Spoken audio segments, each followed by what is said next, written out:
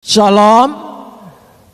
Pagi ini kita akan bersama-sama membaca firman Tuhan yang terambil dari kitab Hakim-Hakim pasal yang ke-11 ayat 1 sampai ayat ke-11.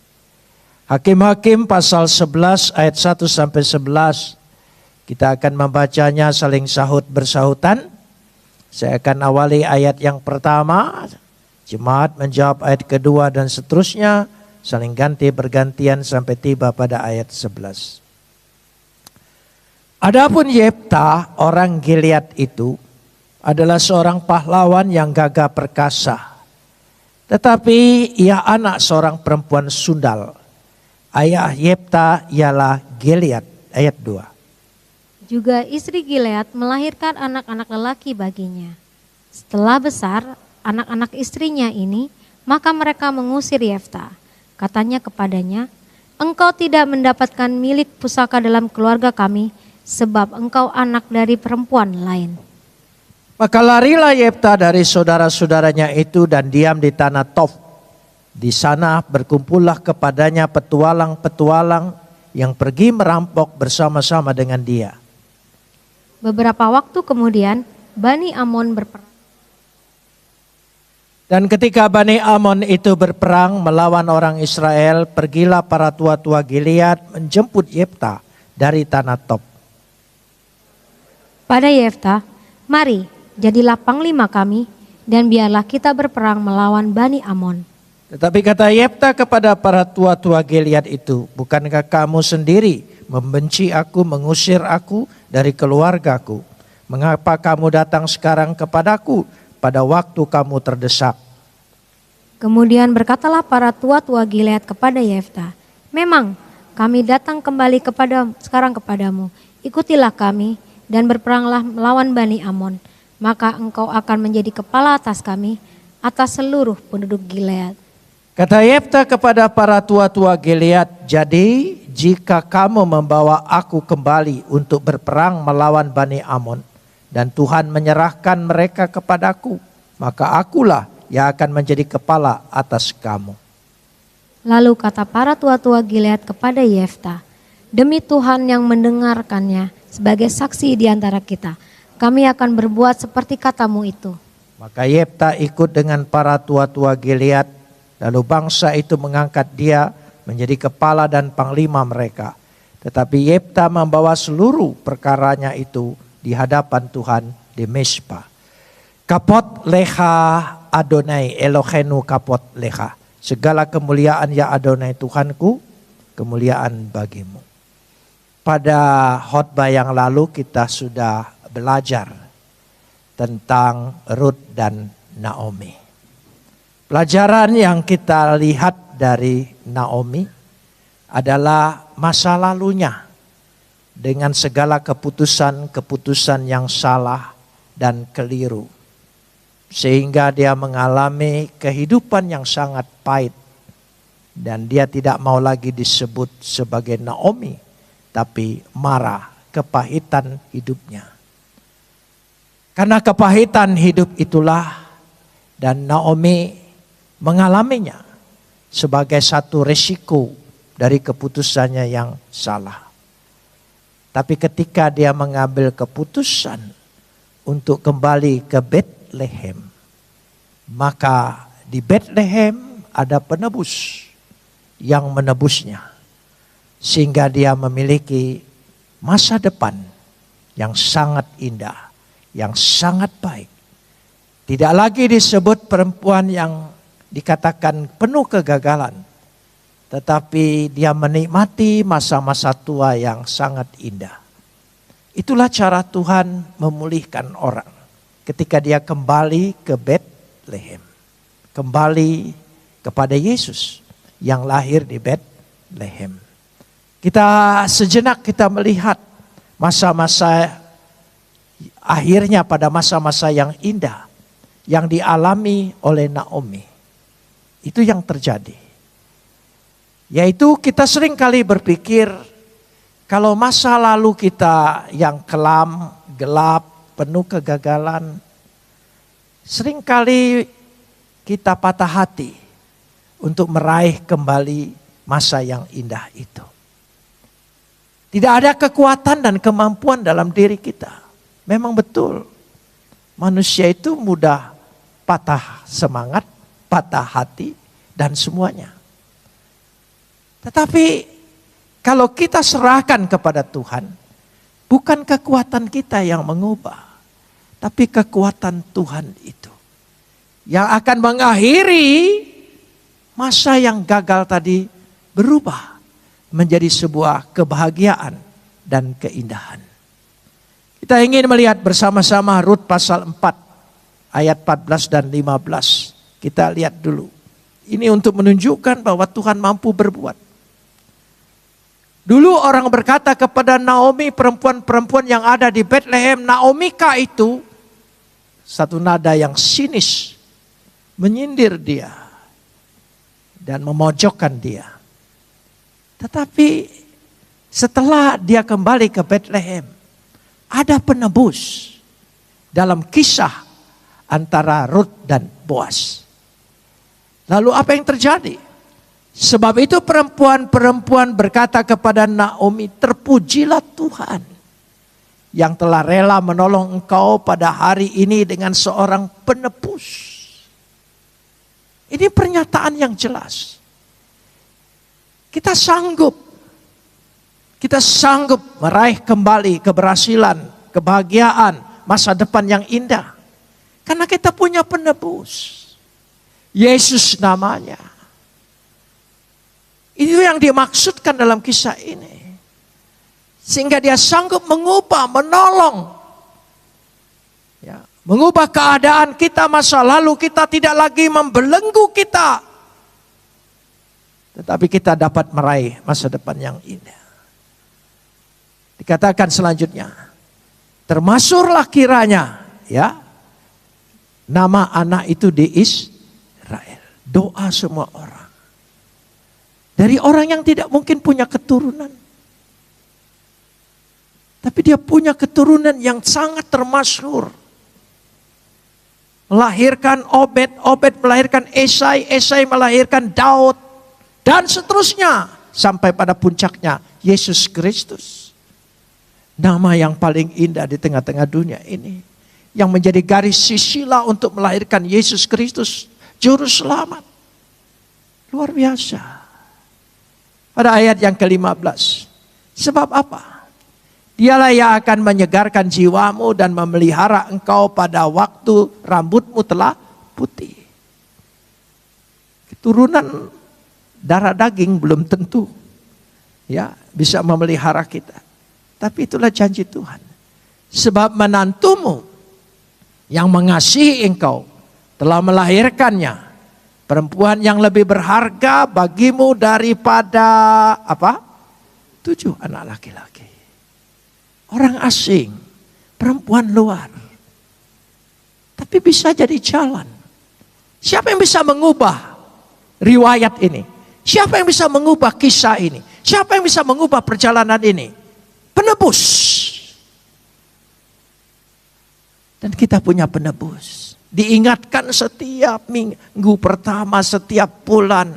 Engkau telah ditebus dengan darah Yesus dan tubuhnya menjadi taruhan, jadi jaminan.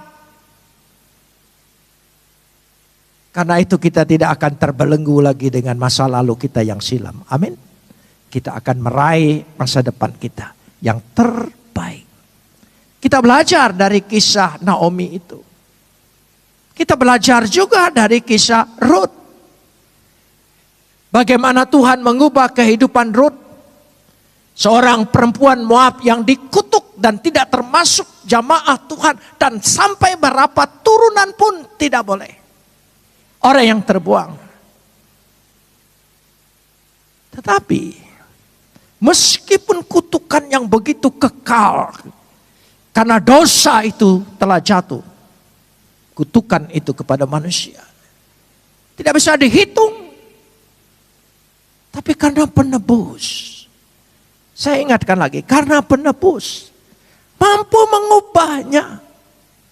Menjadi wanita pilihan. Wanita kutuk dikutuk. Mungkin kita juga punya seperti itu. Tetapi percayalah, penebus ini mengerjakan sesuatu dalam diri kita. Kita kembali sekarang kepada kisah Yefta. Bagaimana Yefta itu sendiri? Baru saja kita baca dari ayat 1 sampai ayat 3. Keturunan yang tidak terhitung, dari istri yang tidak sah. Bahasa Indonesia menyebut anak haram. Ya. Tidak masuk semuanya. Kalau saudara membaca hukum Taurat, tidak boleh. Begitu sempurnanya hukum-hukum itu, sampai manusia tidak sanggup mengikutinya. Karena kehidupan manusia sangat dinamika dan romantika. Jatuh bangun. Tapi percaya di sini. Kita melihat. Masa lalunya luar biasa. Dikucilkan, dibuang. Sehingga dia harus bersekutu dengan perampok-perampok. Pekerjaannya adalah merampok. Namanya tercela, namanya tercoreng. Keluarganya tidak mengakui. Itu Yefta. Kita belajar dari sini. Bahwa ada kekuatan Tuhan yang mampu mengubah jalan hidup orang. Sejarah hidup orang. Tuhan mampu mengubahnya. Amin. Yang percaya katakan amin. Dia sanggup mengubah. Karena itu jangan terpaku dengan hal-hal yang lalu. Tapi mari kita melangkah ke depan karena kita bukan dengan kekuatan kita. Ada kekuatan lain. Kalau Naomi dan Ruth berbicara penebus, memang kita hanya punya satu penebus. Yesus Kristus. Tapi dalam perjalanan hidup secara kehidupan kita ini tidak selamanya mulus. Jatuh bangun. Godaan, cobaan, semuanya terjadi. Hidup ini penuh pergumulan. Kekuatan kita tidak mampu lagi menahan pergumulan ini. Itu setiap manusia pasti tidak mampu. Tapi ada kekuatan lain. Bukan kekuatan yang artinya keluar dari orang sakti. Tapi kekuatan dari Tuhan itu sendiri. Pribadi Tuhan itu sendiri. Melalui Roh Kudus. Pribadi Roh Kudus. Dia menyertai kita. Saudara sudah terima Yesus? Terima juga pekerjaan Roh Kudus dalam hidup kita. Terima. Katakan dengan Roh Kudus, bantu aku, mampukan aku. Sama ketika engkau berkata, Yesus tolong aku. Berdoalah dengan Roh Kudus pribadi itu. Tuhan mampukan aku Roh Kudus. Tuhan Roh Kudus mampukan aku.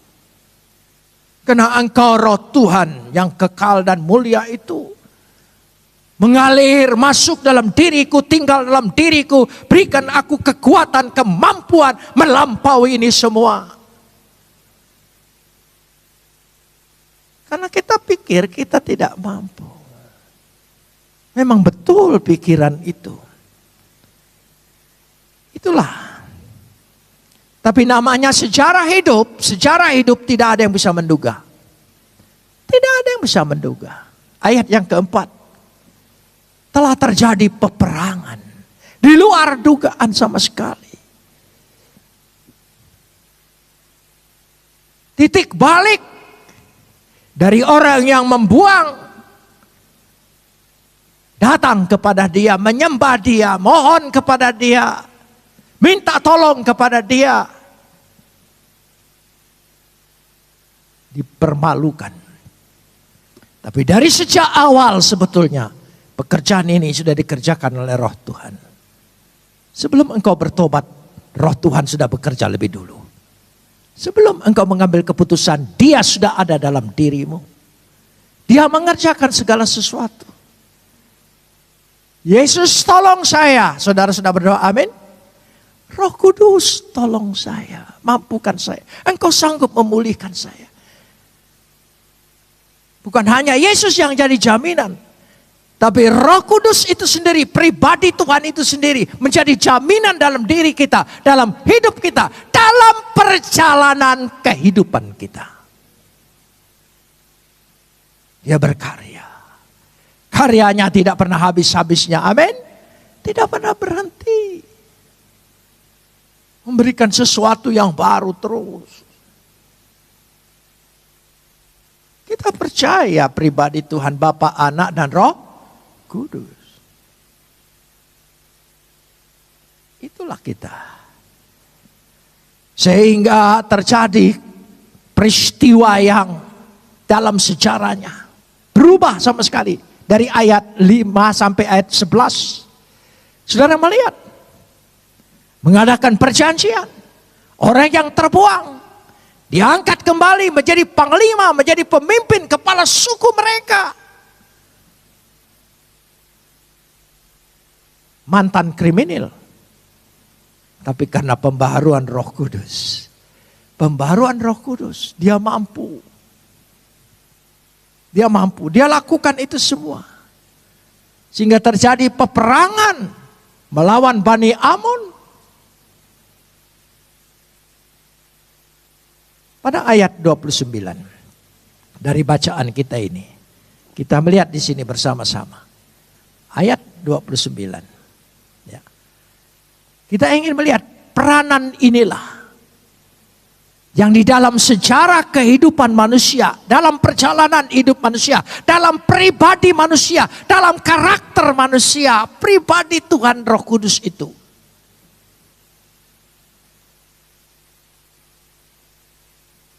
Dia ada dalam diri kita ketika kita percaya pada Yesus. Amin. Dia ada. Tapi kita abaikan.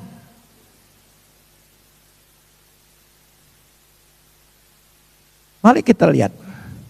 Saya ingin mengajak ayat 29. Ya.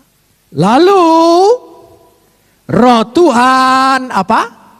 Menghinggapi Yefta. Menghinggapi Yefta. Saudara, bahasa Indonesia itu mungkin pemikiran penterjemah itu Roh Tuhan itu karena dari awal sudah ada kata melayang-layang ya mempengaruhi terjemahan selanjutnya ya dia anggap dan juga karena simbol Roh Kudus itu merpati jadi ketika penterjemah itu menerjemahkan lebih cocok hinggap menclok. Yang namanya hinggap dan menclok satu saat dia terbang kembali kan.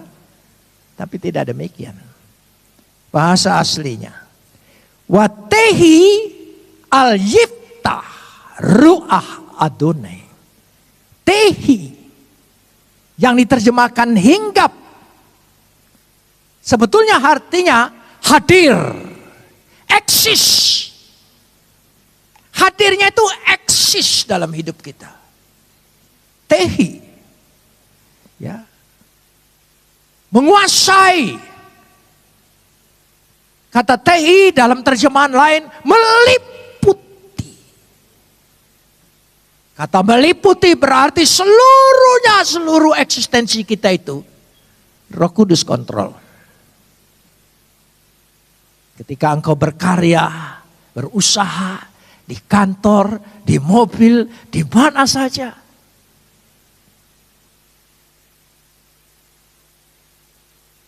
Pernah enggak kita berdoa ketika kita menyetir mobil? Roh Kudus pimpin aku. Beri aku hikmat, kewaspadaan, kesabaran. Supaya dipotong orang enggak panas hati. Iya. Loh iya. Bentang. Pagi kita ini membuka. Dan memang ini jarang sekali diajarkan. Ada yang ajar Roh Kudus overdosis. Ya. Ada yang ketakutan sehingga tidak mengajarkan tentang berdoa kepada Roh Kudus. Itulah kita. Tapi pagi ini kita ingin merubah wawasan itu. Ternyata kita tidak sendirian. Dikatakan dalam Kejadian 7 ayat 10. Ya, Kejadian 7 ayat 10. Setelah 7 hari datanglah air bah Tehi Haaretz, meliputi bumi, menguasai seluruhnya. Itulah Roh Kudus. Jadi jangan terpengaruh dengan kata hinggap. Tapi hadir, eksis, meliputi, menguasai, memenuhi kita. Katakan amin. Amin. Itu Roh Kudus di dalam diri kita.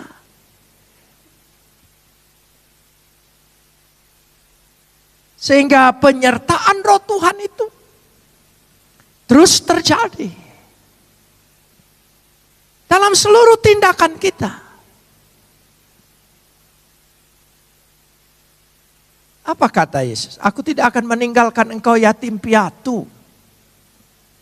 Aku akan menyertai engkau selama-lamanya.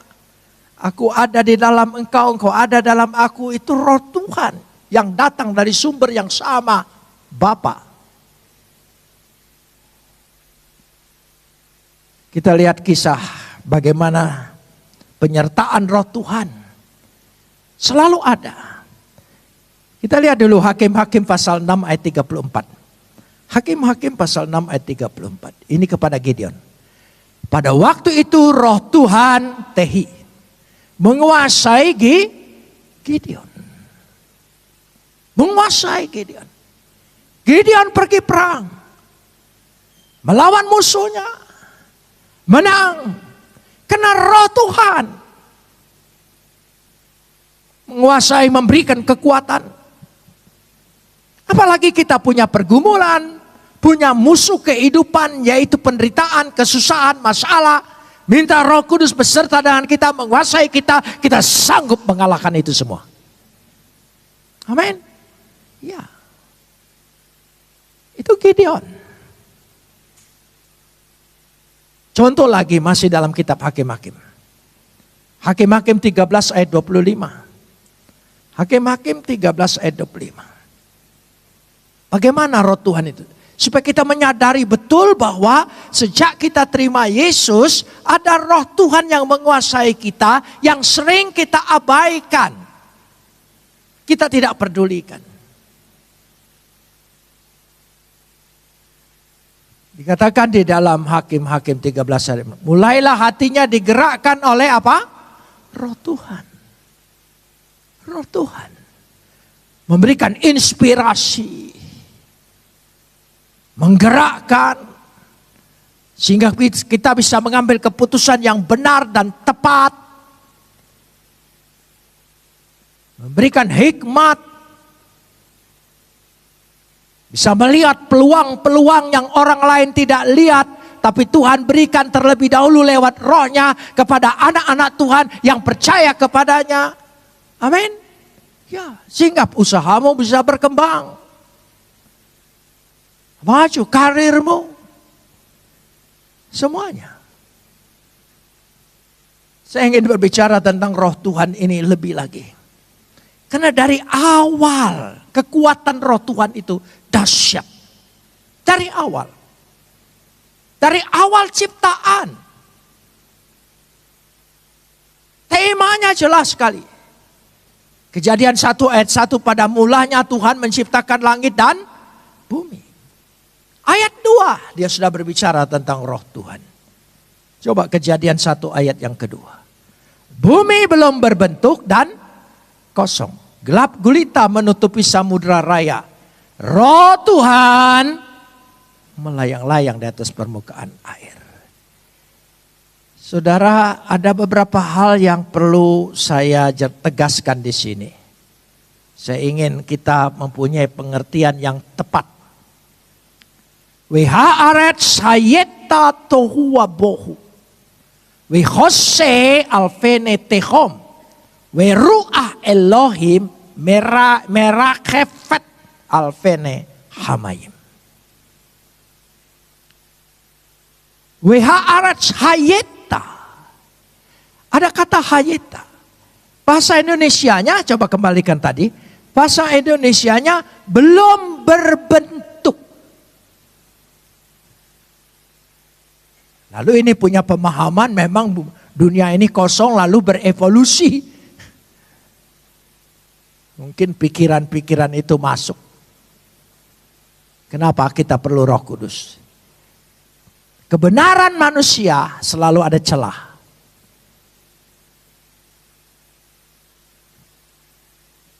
Kebaikan manusia selalu ada ketidakbaikan. Kebenaran selalu tidak ada celah ketidakbenaran. Maka kita perlu kebenaran Tuhan. Kita perlu itu. Supaya Dia yang menyempurnakan. Kata hayeta sebetulnya ada satu perbuatan. Ya. Bukan belum. Saya ingin tegaskan. Menjadi. Tidak berbentuk dan kosong. Berarti ada unsur yang merusak hayeta itu tadi. Merusak bumi yang sudah terbentuk yang baik ini menjadi kacau balau. Gelap gulita, tohu wabohu. Ya. Menutupi samudra raya Alfenet Tehom. Seluruhnya. Tidak ada anasir dan unsur di dunia ini ketika manusia jatuh dalam dosa. Dosa itu sudah menguasai seluruhnya. Di dalam diri manusia selalu terlahir ada kekuatan yang buruk, yang jahat. Selalu lebih kuat di dalam diri kita. Kita perlu Roh Tuhan. Untuk menaklukkan kekuatan jahat di dalam salib Yesus itu sudah takluk. Tapi kita perlu bangkit. Karena Dia bukan hanya mati dosa itu tutup, tapi Dia bangkit. Kita perlu Roh Tuhan untuk bangkit. Karena kata tohu wabohu, kacau, chaos. Dalam kekacauan itu, saya senang sekali dengan susunan ini. Tidak lewat ayat lain, masih di ayat yang sama. Dikatakan di situ. Weru'ah Elohim, Roh Tuhan, merah khefet, melayang-layang. Kata melayang-layang, merah khefet. Akar katanya rahaf. Bukan rahab, rahaf. Secara harfiah artinya mengerami. Mengerami. Melimputi. Jadi Roh Tuhan itu mengerami kita. Supaya ada perubahan. Tidak perlu saya jelaskan. Telur ayam dierami. Menjadi anak ayam. Berubah sama sekali. Berubah bentuk. Berubah harga. Berubah semuanya. Harga telur dengan harga ayam beda. Jadi ada harga yang ditambah nilai hidup kita itu. Karena Roh Tuhan. Biarlah Dia berkarya, bekerja dalam diri kita, Dia yang mengubah. Kita tidak sanggup mengubah karakter kita. Kita tidak sanggup mengubah sifat-sifat kita, kelakuan kita. Kita tidak sanggup. Mana ada kesanggupan dalam diri kita merubah diri kita. Orang seringkali kita menipu diri kita sendiri, membohongi diri kita sendiri. Jangankan diri orang, diri sendiri sering dibohongin oleh diri kita sendiri.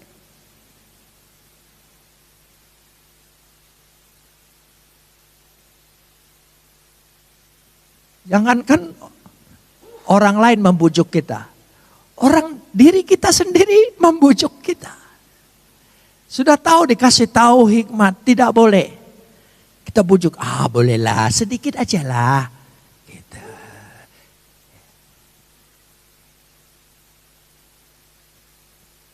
Dari situ letaknya. Karena itulah kekuatan ini. Sehingga ketika Dia melayang-layang berarti memberikan kekuatan. Mengerami, mengubah kita. memampukan kita. Dahsyat. Luar biasa. Dalam kisah Yefta ada peranan lain selain peranan roh Tuhan. Pada ayat 30 dikatakan, lalu bernazarlah Yefta kepada Tuhan. Bernazar. Saya ingin membahas kata bernazar. Berarti mengikatkan janjinya. Wa yidar Yefta neder la donai. Neder. Nazar itu neder. Janji kepada Tuhan. Mengikatkan janji kepada Tuhan. Ikatan janji kepercayaan kita kepada Tuhan sudah diikat melalui tubuh dan darah Yesus. Tapi pribadi kita perlu ada satu tekad. Bernazar, ikatkan dirimu. Tuhan, tolong saya. Tapi jangan bohongin Tuhan. Kalau nanti Tuhan beri keluasan, silakan. Ya, jangan bohongin Tuhan. Karena engkau berjanji dengan Tuhan. Untuk menunjukkan engkau ada tindakan iman. Ada kekuatan iman. Sebab dengan janji itu terpelihara tindakan-tindakan kita. Dari situ. Karena itu Yefta bernazar. Nazar ikatan janji itu di situ ada harga yang harus dibayar. Dia tidak berpikir anak perempuannya satu-satunya yang ia sangat sayangi. Meskipun dia perampok tapi dia sayang dengan anaknya. Itulah kisah mafia. Mafia aja sayang dengan anaknya. Saudara yang bukan mafia nggak sayang dengan anakmu. Berarti udah di luar mafia itu. Lalu dia membuka mulutnya. Welo uhal lasyub. Aku tidak, sekali aku buka mulut, aku tidak bisa mundur.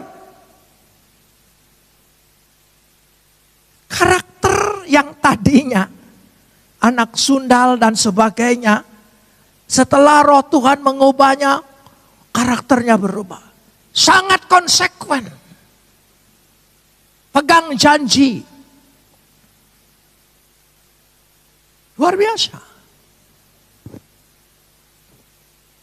Di dalam nadar, memang ada konsekuensi. Harga yang harus dibayar. Tapi itulah untuk mengikatkan kita kepada perjanjian yang Tuhan janjikan. Sehingga itulah Yefta, kita belajar dari Yefta.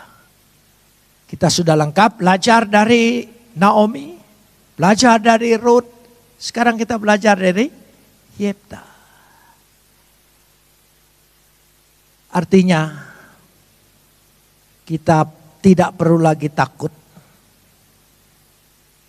dalam masa lalu hidup kita yang mungkin penuh noda hitam, gagal. Saya lupa namanya. Tapi orang ini pernah menjadi orang terkaya di Singapura. Namanya itu menjadi nama jalan. Maaf, memang agak susah menghafal namanya. Ketika umur 70 tahun, dia bangkrut luar biasa. Umur 70 tahun loh. Bangkrut. Waduh. Berumur 70 tahun, bangkrut. Tidak ada kekuatan untuk bangkit lagi kan? Tidak ada kekuatan. Tapi karena dia orang ini sangat setia dengan gereja Metodis di Singapura. Diberikan kekuatan atas imannya, tentu peranan Roh Kudus. Meskipun dia tidak tulis seperti itu, tapi saya mengerti seperti itu. Umur 72, dia mulai bangkit. Sampai umur 75. Ternyata dia lebih kaya daripada waktu sebelum dia bangkrut. Luar biasa. Jadi umur tidak menjadi hambatan dan halangan. Kelemahan tubuhmu, segala keterbatasanmu tidak menjadi halangan. Itu roh Tuhan yang mampu segala-galanya. Amin. Jangan terpaku dengan ketidakmampuan kita, keterbatasan kita. Jangan batasi Tuhan berkarya dalam hidup kita. Jangan batasi Tuhan berkarya. Beri dia kebebasan. Amin. Dia memampukan kita. Jadi kalau dari 70 ke 75 bisa kaya luar biasa. Ya kalau gagal baru umur 30, 40. Jangan berpikir bunuh diri. Ya. Jadi berpikir. Jangan batasi pekerjaan roh Tuhan untuk berkarya membuat diri kita dahsyat, hebat, dan besar. Amin. Jangan batasi. Mari buka hati kita. Kita sudah terima meterai, tapi berdoalah Roh Kudus kuasai diriku. Berdoalah masing-masing Roh Kudus. Minta pribadi Tuhan yang bernama Roh Tuhan itu masuk dalam diri kita, menguasai kita, memberikan kekuatan pada kita. Kita berdoa.